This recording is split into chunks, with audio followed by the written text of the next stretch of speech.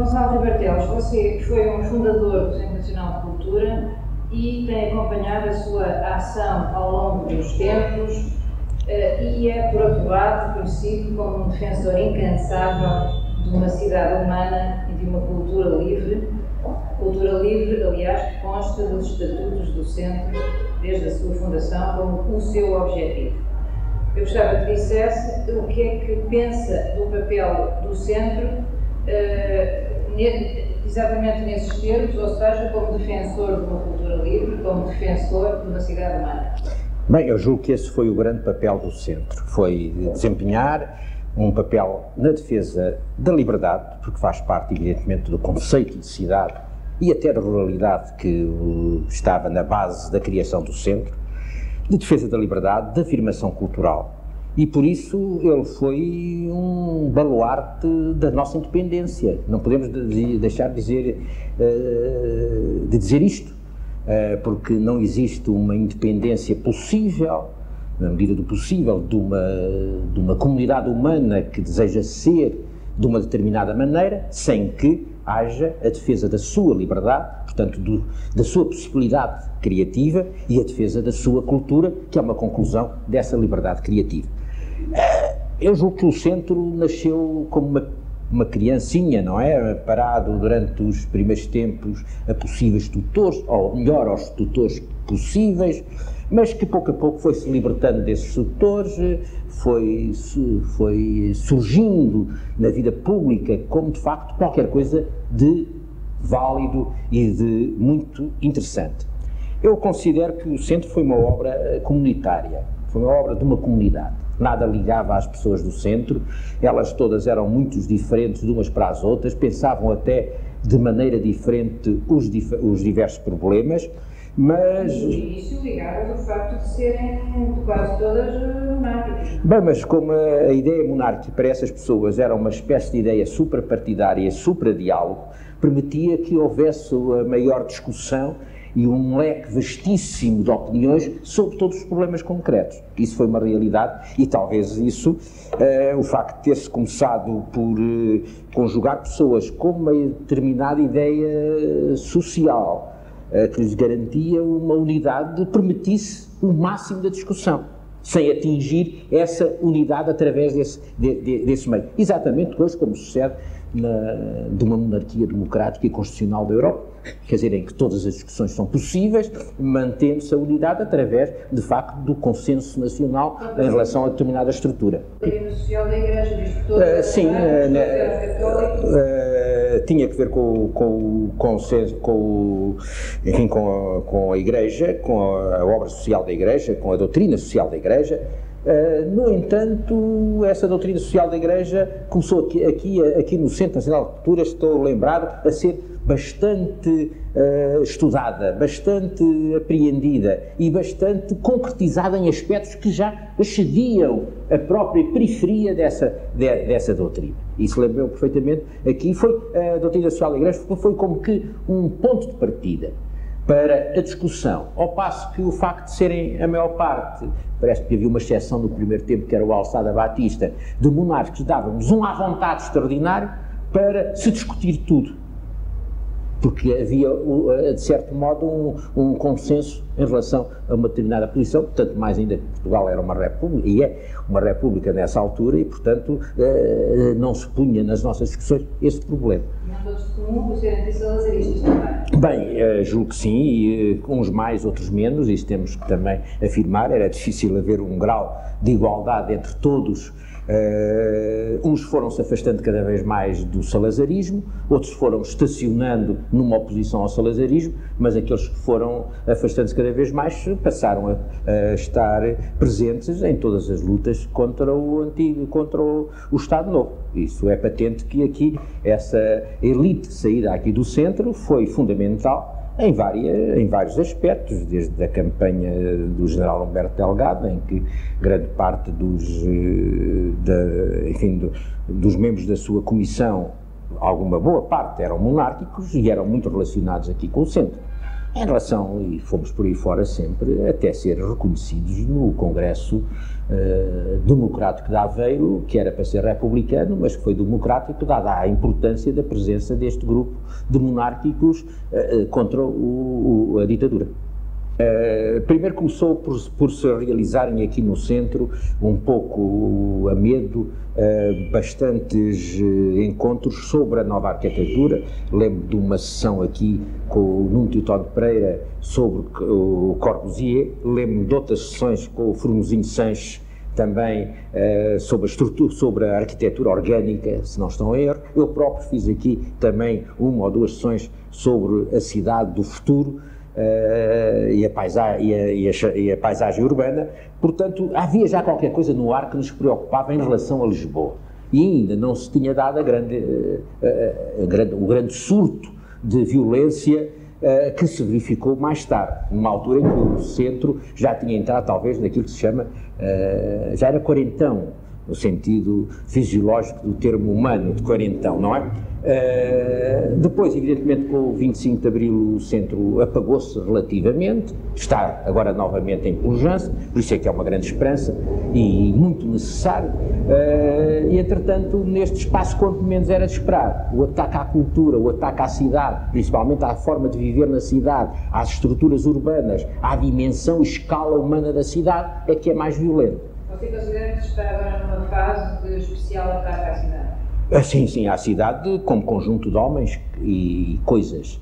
Os homens, as coisas são as casas, são as avenidas, são os passeios, são os largos, são os jardins, são os quiosques, e o homem é aquele que utiliza, o homem e a mulher, está claro, é aquele que utiliza essas coisas para, fundamentalmente, exaltar a sua vocação.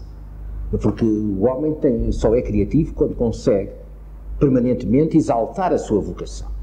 Um homem em que a sua vocação é condicionada pela cidade, ou pelo emprego, ou inclusivamente até pelo próprio modelo de crescimento ou desenvolvimento económico, evidentemente que é um homem que se vai minimizando como homem. Exemplo de grande ataque à cidade que você, como dirigente do centro, não gosta? Por exemplo, em relação, eu divido Lisboa geralmente em três áreas. Uma zona monumental, uma área monumental, ocupando toda a margem ribeirinha com a Baixa Pombalina, uma zona histórica, ocupando as Avenidas Novas, o Parque Florestal de Monsanto, uma zona da cidade já consistente, uma interessantíssima zona rural que muitas cidades da Europa gostariam de possuir, que está em vias de degradação, que é toda uma faixa que vai entre o Carnide e passando pelo Paço do Lumiar e termina na Ameixoeira, que podia ser um dos mais interessantes parques de lazer, de passeio e de cultura da cidade de Lisboa. Eu julgo que cada uma destas três cidades está a ser diariamente aviltada na sua proporção, na sua forma, na sua dimensão, no seu uso, e não para benefício de ninguém, até para criar condições de cada vez de pior qualidade de vida. Posso lhe dizer, por exemplo, as concentrações, o que foi a situação de concentração humana nas Avenidas Novas, com a permissão camarária de transformar prédios de 3 em 4 pisos em prédios de 10, 12, 14 andares. E isso, evidentemente, que se impõem a um espaço com as mesmas infraestruturas, com os mesmos espaços livres, em que essa vida é completamente destruída para vir outra de saltimbanco. Mas temos mais, por exemplo, o que se passa gradualmente com edifícios de interesse que caracterizam a cidade, que são a memória da cidade. Estou-me a lembrar rapidamente do Palácio de Montemor, do Palácio de Sotomayor, na Avenida Fontes Pereira de Mel, em que o jardim, que é dos mais característicos de Lisboa, com os seus muros de suporte, de onde caem pimenteiras e buganvílias, está a ser escandalosamente às ocultas destruído por um parque automóvel. Quando todas as árvores se secarem, que é muito em breve, aquilo já não serve para mais nada senão para deitar abaixo e fazer o tal mastodôntico de 14, 15 ou mais pisos, saturando ainda mais a vida urbana. Mas quem sofre com isso são os mais carecidos de meios. São as tais 40 mil casas vazias que existem em Lisboa, na região de Lisboa, que não são alugadas porque ninguém tem dinheiro para as alugar. E como é que você pensa que essa sua posição de defesa de Lisboa, que é uma entre outras concepções de Lisboa, pode ser levada ao conhecimento público? Como é que o Centro pode ser... Bem, a minha última esperança, enfim, para poder debater estes problemas que são gravíssimos e que eu continuaria com o rol por aqui fora, com as marinas do Tejo, com tudo isso, com a sucessiva destruição do peão pelo automóvel, que é aflitiva, modificam-se pavimentos só para dar trabalho a empreiteiros, porque 2 anos depois os arquipélagos que se construíram onde o peão não tem lugar, dizem que são desatualizados para a circulação e modificam-se outra vez, duram mais que 2 anos. Mas o que é que há a fazer? Eu julgo que a comunicação social está toda fechada.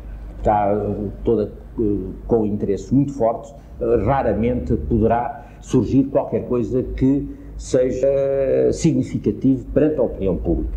O Centro parece-me que voltou aos tempos, neste campo, aos tempos da ditadura salazariana, porque, portanto, tem que desempenhar um trabalho novamente clandestino. Porque todos os apoios que pode ter para que esse trabalho não seja clandestino condicionam com certeza a sua ação. Portanto, de facto, o Centro, por isso é que eu comecei as minhas palavras dizendo que o que era a obra do Centro, como é que ela tinha sido conseguida, o meio contrário que encontrou, que era terrível, como todas as pessoas se lembram, agora com outra forma, com outra figura, com um aspecto mais democrático, o meio neste momento para que se debatam estes problemas, e eu depois posso referir outro que não tem nada à cidade, que é o problema, por exemplo, da política florestal, que é dramático o silêncio que se faz sobre a destruição, agora não da cidade, mas da ruralidade, e eu junto sempre os dois problemas, ruralidade e cidade. Aí também o Centro devia ter uma grande ação, mas agora, evidentemente, para isso o Centro tem que novamente passar para a clandestinidade. Ou antes tem que, de certo modo, passar paralelo aos interesses que dominam estes aspectos da vida nacional. E esses interesses que dominam estes aspectos da vida nacional, quanto a mim, dividem-se em 4 grandes empórios. No empório do betão e da construção civil, cuja finalidade é gastar betão, gastar créditos dos bancos a fingir que fazem construção civil. Mas é uma construção civil que não serve, porque assim se verifica a quantidade de casas recentemente construídas e que continuam por vender a para alugar. Quer dizer que o negócio já está feito sem haver a necessidade dessas casas serem vendidas. O segundo é o empório da celulose e da pasta de papel, que está a ter terríveis consequências em todo o país, principalmente na zona de Castelo Branco, na zona de Abrantes, em que estão a ser expulsas populações rurais que viviam nas suas aldeias, porque não ficam lá a fazer nada dentro de um povoamento extremo de eucaliptais. O outro é o problema da descentralização e do desenvolvimento regional, que está dominado totalmente pelo empório da energia. A regionalização não se faz em Portugal, porque ao empório da energia não interessa a regionalização, interessa a descentralização e apoia-se então numa Constituição completamente inconsciente neste aspecto, julgando que uma regionalização autêntica de baixo para cima, com a vontade democrática das populações, se pode fazer por decreto de um dia para o outro. E, portanto, como não se faz por decreto de um dia para o outro, a regionalização não se faz com grande gáudio para todo o processo da política energética. E o último empório, é o empório da especulação e da negociata legal. Todos os negócios em Portugal não há corrupção.